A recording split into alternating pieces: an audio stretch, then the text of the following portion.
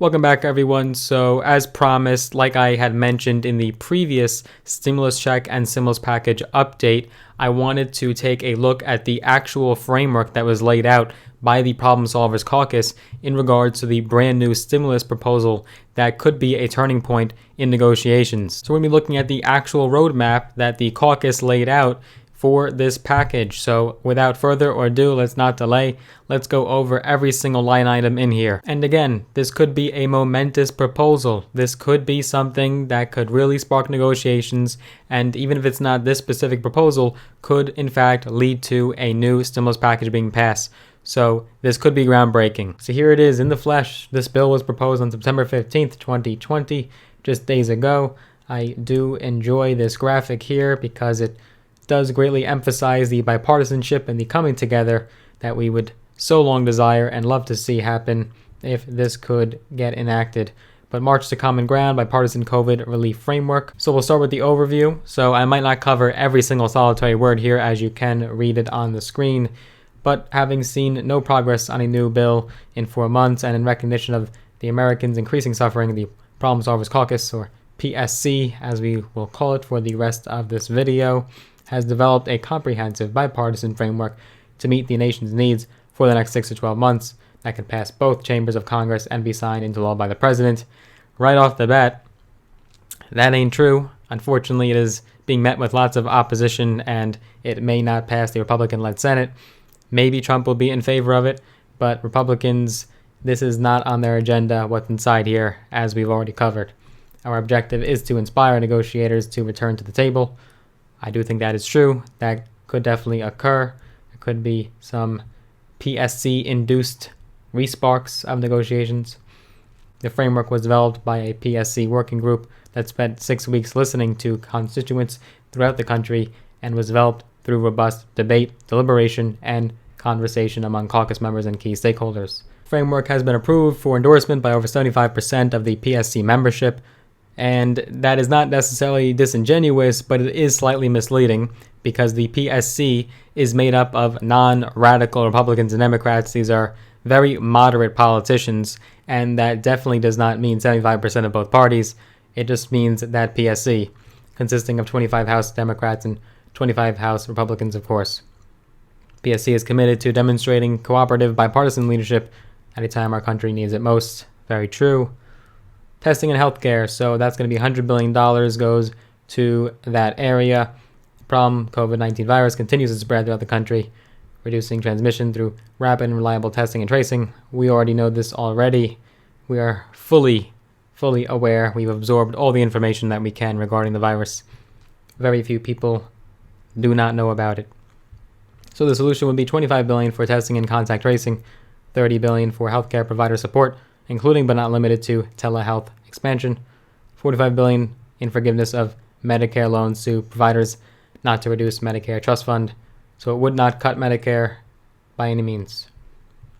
Support for individuals and families, $316 billion just to that area. Their solution to this problem would be 15% WIC plus up through March 2021, so $1 billion goes there. 15% in SNAP plus up through July 2021, $10 billion there, a $1,200 direct stimulus check, and $500 per child, plus dependent adults retroactive, $280 billion goes there. So just like the HEALS Act, it proposed $1,200 to individuals and $500 per child and young adults or dependents. So just like the HEALS Act, rental assistance for the most needy and other rent stabilization programs, and or eviction moratorium through January 2021. $25 billion there. Student loan forbearance through December 31st, 2020. Yes, almost forgot. $1 billion in funding for people smashing the like button. We have to make sure that it's ergonomic, safe, and protected for people to be able to smash the like button smoothly so there's no problems and we can do this easily. Of paramount importance is going to be unemployment assistance, $120 billion just for unemployment. We know about the damage that has been done to the economy and mass layoffs, furloughs, and high unemployment rates, a record high since the Great Depression.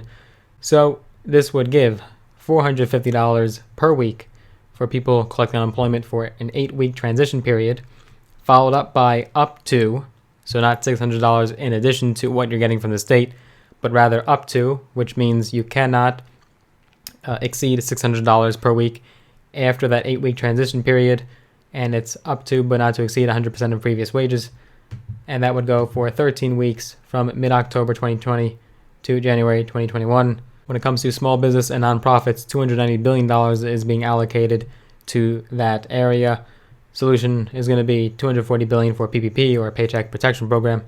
Second loan, flexible use, full transparency, simplified forgiveness, prioritize distressed businesses. $145 billion remaining from PPP to be appropriated. So leftover funds from the CARES Act are going to be reallocated and earmarked for the PPP under this proposal.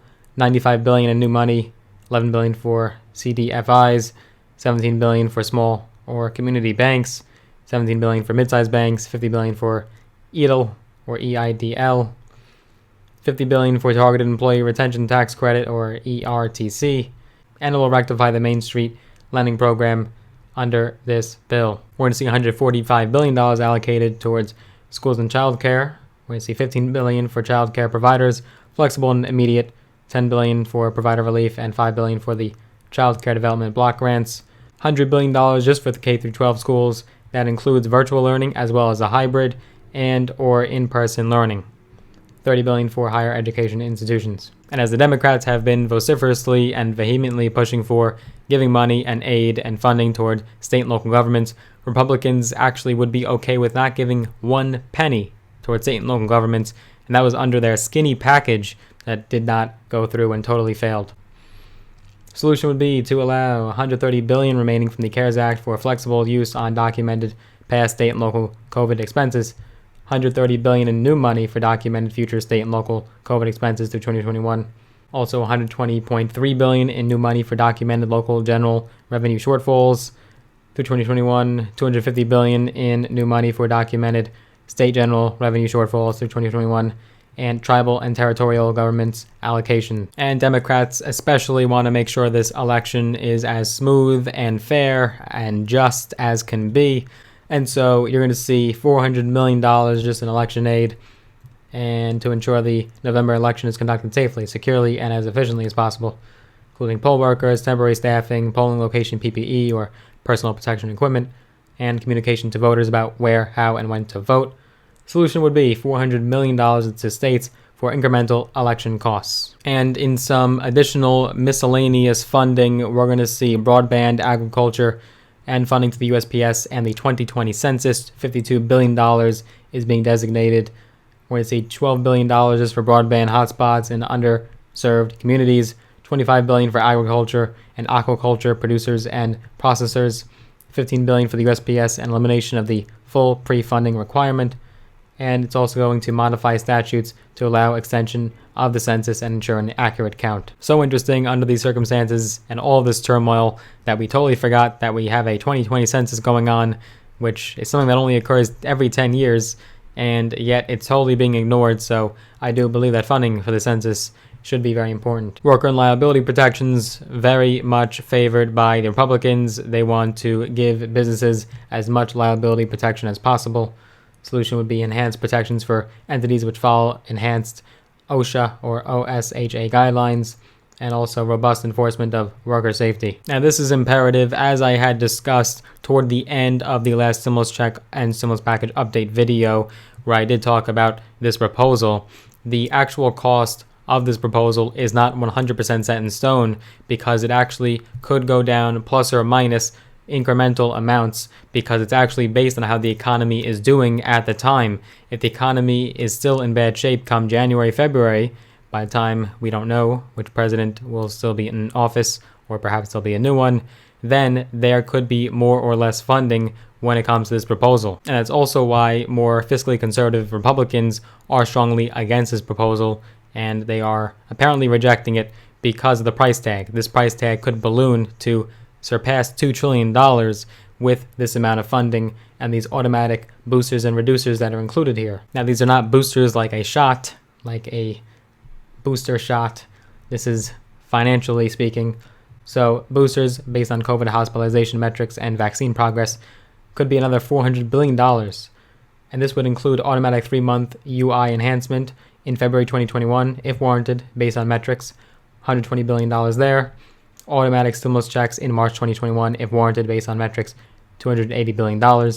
So this would mean that if the economy is in bad shape and it does call for more direct financial assistance, we could not only see an extension of unemployment benefits once again, all the way now we're heading toward the first quarter of 2021, not just January, but deep into the first quarter, but also a third stimulus check on top of this second stimulus check that this proposal would call for. But to counterbalance that, if the economy is doing better and people are working and the assistance might not be as greatly needed, then there could be reducers.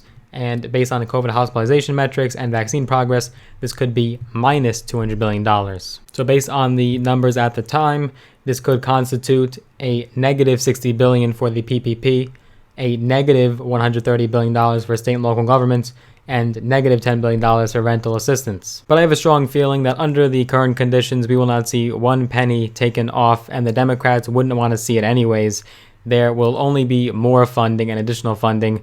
We're not going to try to cut this debt. It's only going to continue to balloon. We get a beautiful bar graph here showing the cost.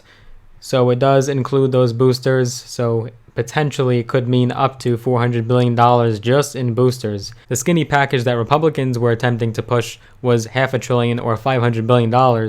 And this proposal would call for $400 billion in just potential boosters. So you could see why Senate Republicans more particularly would be against this. And this would also mean $1,523.7 trillion. So about $1.5 trillion would be the cost of this proposal. And previously appropriated CARES money would be an additional $130 billion, and potential 2021 reducers could mean $200 billion. But that is only half of what the boosters would mean. So it does not mean that we'll have more reducers than boosters under this proposal. And only $130 billion is coming from the original CARES Act. We already have that money. It's in some account, but it's only $130 billion when we're talking $1.5 trillion in brand new funding. But there you have it. That was the entire framework and breakdown as far as the cost of the Problem Solvers Caucus's proposal. And like I said, this will probably not pass. It is extremely improbable to pass. However, it could just initiate that new verve and enthusiasm for brand new negotiations to in fact lead to a new proposal and something ultimately, hopefully, being passed. But if you got value out of this video, be sure to give it a big thumbs up, smash the like button, just help with that YouTube algorithm. YouTube will push the video out to more people, so it does support me when you do that. I do appreciate it. And if you want to see more videos on my channel, I do post videos now every single week, every single day, all because of you. And I cover everything ranging from business, finance, investing, to entrepreneurship, mindset, strategy, and tips and tricks from my own experience. I also do these stimulus check and stimulus package updates. So if you're interested in any of those topics and you like any of those niches, if any of them appeal to you, go ahead and click that big red button, subscribe, and also hit that little notification bell as well. That way you're notified every single time I make a new video. Looking forward to seeing you in the next one.